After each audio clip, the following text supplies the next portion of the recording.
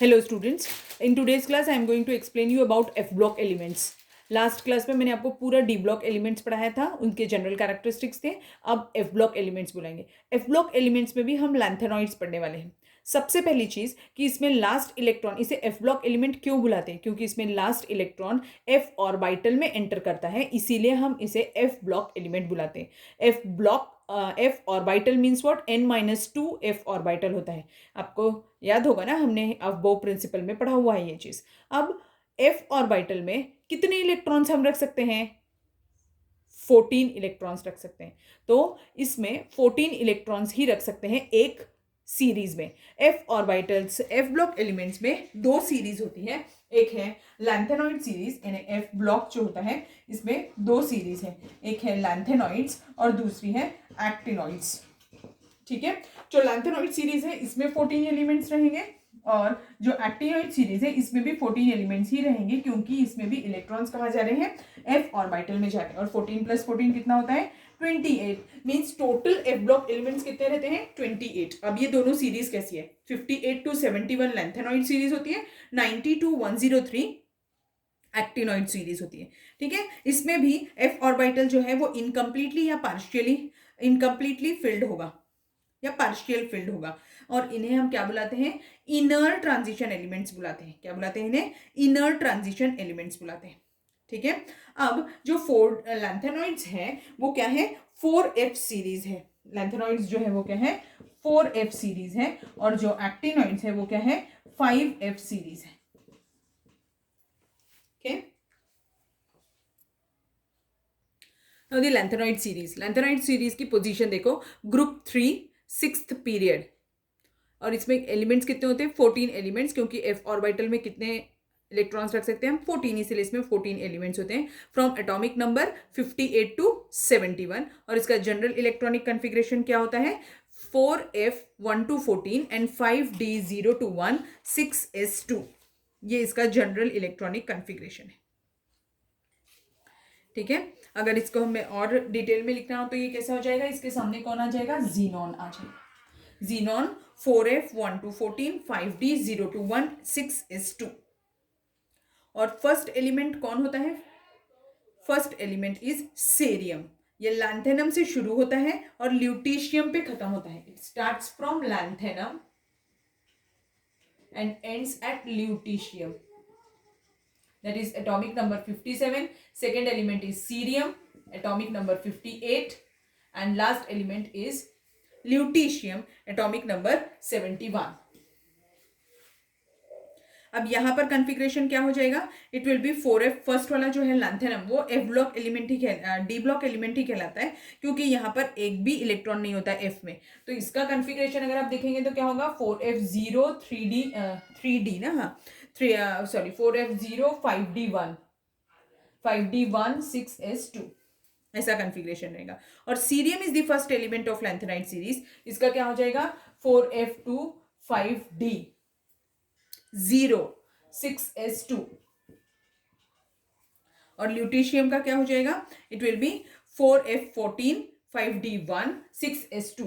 4f14 5d1 6s2. ऐसा ल्यूटीशियम का configuration हो जाएगा. ठीक है. अब इसकी जो ऑक्सीडेशन स्टेट है, इनकी जनरल ऑक्सीडेशन स्टेट जो है वो कितनी है? +3 ऑक्सीडेशन स्टेट. इसकी कॉमन ऑक्सीडेशन स्टेट है. प्रॉपर्टीज में इनकी फिजिकल और केमिकल प्रॉपर्टीज ऑलमोस्ट सेम होती है सभी की.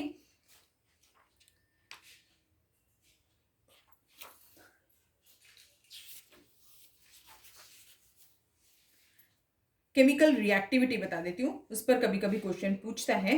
केमिकल रिएक्टिविटी कैसी होती है? They are quite reactive and their reactivity is similar to calcium, and as the atomic number increases they more behaves like aluminium. तो अभी इसमें देखो लैंथेनाइड्स जो होते हैं, they can form carbides, hydrides, oxides, nitrides, halides etcetera. ऐसे वो form कर सकते हैं. ठीक. ये भी वेरिएबल ऑक्सीडेशन स्टेट शो करते हैं. Now next is the chemical reactions of lanthanoids. As lanthanoids undergoes various types of reactions, like carbides, with carbide it forms अलग अलग टाइप के कंपाउंड फॉर्म करते हैं. Ln3C, Ln2C3, LnC2. ठीक है. और हाइड्राइड्स लिख दिया मैंने, हाइड्राइड्स H2 के साथ में, so that it gives LnH3. With oxide, that is Ln plus O2 gives Ln2O3. With water, it gives LnOH thrice, and with carbon dioxide, it gives Ln2CO3 thrice. With nitrites, LnN. With mineral acids, Ln plus HCl, it gives LnCl3, and with sulfides, Ln plus 3 sulfurs, so that it gives Ln2S3. ठीक है, तो ये हो गई इनकी chemical properties. Next इसमें और भी कुछ चीजें पढ़नी है. वो है, एक फर्स्ट पॉइंट है उसका, लैंथेनॉइड कॉन्ट्रैक्शन. क्या होता है देखो, contraction means what, when there is a contraction between the, contraction यानी डिक्रीज होना साइज में, that is called as contraction. So when we move from left to right in lanthanides, their size decreases, and this decrease in size is termed as what, lanthanoid contraction. Now lanthanoid contraction, अब देखो, whenever we move from left to right in any period, हम किसी भी period में जब left to right move करते हैं तो हमेशा क्या होता है, साइज डिक्रीज होता है. और क्यों डिक्रीज हो रहा होता है, बिकॉज न्यूक्लियर चार्ज इंक्रीज हो रहा होता है और नंबर ऑफ शेल्स सेम रहते हैं, इसीलिए साइज में कॉन्ट्रैक्शन आता है. And when this contraction is observed in lanthanoid series, it is termed as what, lanthanoid contraction. अब इसका रीजन हमें पता होना चाहिए, यानी क्या, एटॉमिक और आयनिक साइज डिक्रीज होता है जब हम लेफ्ट टू राइट मूव करते हैं लैंथेनॉइड सीरीज में, and it is termed as lanthanoid contraction. अब आपको क्वेश्चन आता है, write down the causes of lanthanide contraction. तो क्या है, सबसे फर्स्ट रीजन क्या है, इम्परफेक्ट शील्डिंग इफेक्ट. ठीक है, इम्परफेक्ट शील्डिंग इफेक्ट, यही सबसे इंपॉर्टेंट रीजन है. और भी हम लिख सकते हैं, it is because the 4f orbital is in diffused shape, so the shielding is very poor. Due to very poor shielding effect the shows lanthanide contraction. तो अभी कॉन्ट्रैक्शन का मतलब समझ में आ गया आपको, कॉज समझ में आ गया, कॉज भी मैंने बता दिया क्या है, imperfect shielding effect of F orbital. ठीक है, और नेक्स्ट जो है वो है इफेक्ट्स ऑफ लैंथेनॉइड कॉन्ट्रैक्शन. अब इसके कॉज तो पता चल गया, अब इसके इफेक्ट्स क्या हुए थे, लैंथेनॉइड कॉन्ट्रैक्शन के इफेक्ट क्या है. तो first, when we move from left to right due to lanthanoid contraction, ionic size क्या होगा, डिक्रीज होगा, है ना. तो आयनिक साइज डिक्रीज होगा. So when we move from left to right in lanthanide series, ionic size decrease हो रहा है. और अब क्या हो रहा है कि इनका जो डिक्रीज है वो इतना कम कम होते जा रहा है कि ऑलमोस्ट सेम है. तो वो वहां पर केमिकल ट्विंस बनाते हैं, यानी कि साइज में डिक्रीजन इतना कम है कि, अब जैसे मैं यहाँ पर आपको ग्राफ बताती हूँ, अगर मैंने ऐसे बनाया तो क्या ये और ये ऑलमोस्ट सेम है. अब इसके नीचे वाली जो सीरीज है इसका भी ऐसे, तो ये और ये तो ऑलमोस्ट सेम ही हो जाएंगे. तो अगर सेम ही उनका आयनिक साइज रहेगा तो इनका एक्सट्रैक्शन के टाइम पे बहुत डिफिकल्ट जाएगा हमें इसको एक्सट्रैक्ट करना, यानी दोनों स्पीशीज को रिमूव सेपरेट करना बहुत मुश्किल जाएगा. तो वहां पर केमिकल ट्विंस बनते हैं, और वो केमिकल ट्विंस जैसे एग्जांपल जिरकोनियम एंड हाफनियम, एक ये केमिकल ट्विन है. फिर निबोलियम एंड टेंटालम,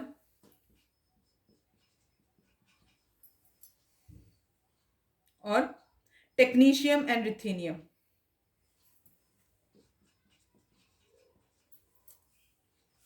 ठीक है, तो ऐसे केमिकल ट्विंस फॉर्म होते हैं. ये एक इफेक्ट है, that is ionic radius of post lanthanoids. Next है डिक्रीज इन बेसिसिटी. वैसे भी whenever we move from left to right in any period, basic character decreases, क्योंकि साइज डिक्रीज हो रहा है तो एसिडिक कैरेक्टर ही इंक्रीज हो रहा है, तो बेसिसिटी डिक्रीजेस. तो अब यहाँ पर क्या हो जाएगा, LaOH थ्राइस जो है वो मोस्ट बेसिक होगा. जो फर्स्ट एलिमेंट है LaOH थ्राइस, ये मोस्ट बेसिक होगा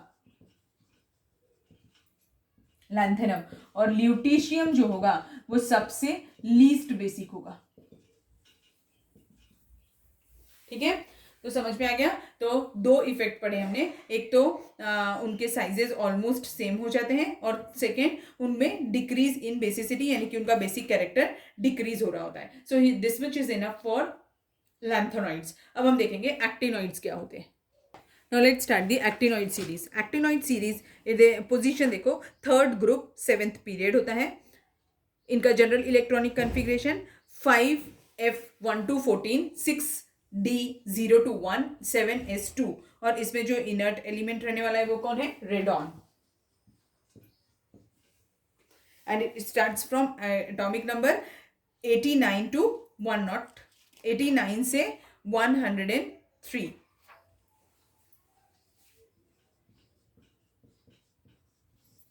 और इनकी जो कॉमन ऑक्सीडेशन स्टेट है वो कितनी होती है, +3।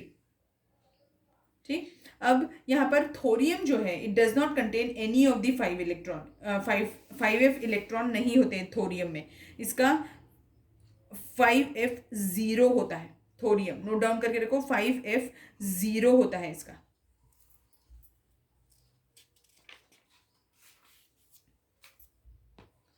ठीक है, और अब एक और चीज़ जो मुझे आपको बतानी थी, ये भी वेरिएबल ऑक्सीडेशन स्टेट शो करते हैं, और ये सारे एलिमेंट्स जो होते हैं रेडियो एक्टिव एलिमेंट्स होते हैं, ये मैनमेड एलिमेंट्स हैं।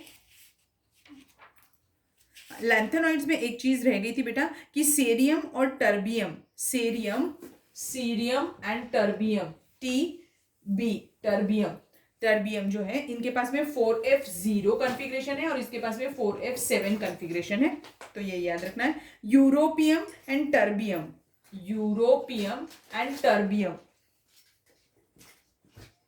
वाई साइलेंट है इसमें, इन दोनों के पास में 4f7 और 4f14 होता है। ठीक, ये हाफ फिल्ड और फुल फिल्ड कॉन्फ़िगरेशन पढ़ना ज़रूरी है, तो वो आप कर लीजिएगा। और अब नेक्स्ट है comparison between lanthanoids and actinoids, उसमें अभी हमें distinction between lanthanoids and actinoids हमें पढ़ना है, तो ये आपकी टेक्स्ट बुक में टैबुलर फॉर्म में दिया हुआ है, तो आप वो देख लीजिएगा, बहुत ईजी है, नोट डाउन करके रखना। इसके कुछ 10 या 11 पॉइंट्स दिए हैं, मिनिमम 5 पॉइंट्स आपको याद रखने हैं, लैंथेनॉइड्स के 5 पॉइंट्स और एक्टिनॉइड्स के 5 पॉइंट्स। डिस्टिंग्विशिंग टेस्ट कैसे लिखते हैं मैंने आपको एक्सप्लेन किया था पहले भी, हमेशा कंपैरेबल होना चाहिए वो, जैसे फर्स्ट पोजीशन, जैसे लैंथेनॉइड्स का फर्स्ट क्या हो जाएगा कि उसमें electron, last electron 4f orbital में जाता है, एक्टिनॉइड में 5f ऑर्बिटल में जाता है, फिर इसका सिक्स्थ पीरियड रहता है और इसका 7th पीरियड होता है। यहाँ पर सभी एलिमेंट्स नेचर में ऑब्जर्व कर मिलते हैं, नेचर में अकर करते हैं लैंथेनॉइड्स, और यहाँ पर सारे मैनमेड एलिमेंट्स होते हैं। यहाँ पर लैंथेनॉइड्स के केस में सिर्फ प्रोमेथियम इज रेडियो एक्टिव, और यहाँ एक्टिनॉइड्स में all the members are radioactive. Lanthanoids में कॉमन ऑक्सीडेशन स्टेट +3 होती है, और यहाँ पर भी कॉमन ऑक्सीडेशन स्टेट +3 ही होती है। Lanthanoid shows very low tendency to form complexes, but actinoid shows a very higher tendency to form complexes. Lanthanoids are coloured and actinoids are deeply coloured. Lanthanoids hydroxides are less basic in nature, and actinoids hydroxides are more basic in nature, and the contraction is less in lanthanoids and it is more contraction is more in actinoids। ये हो गया difference between lanthanoids and actinoids। ठीक है, so here we ends with this chapter। अगर आपको कोई difficulty है तो आप पूछ सकते हैं। So this much is enough for today's class। Thank you।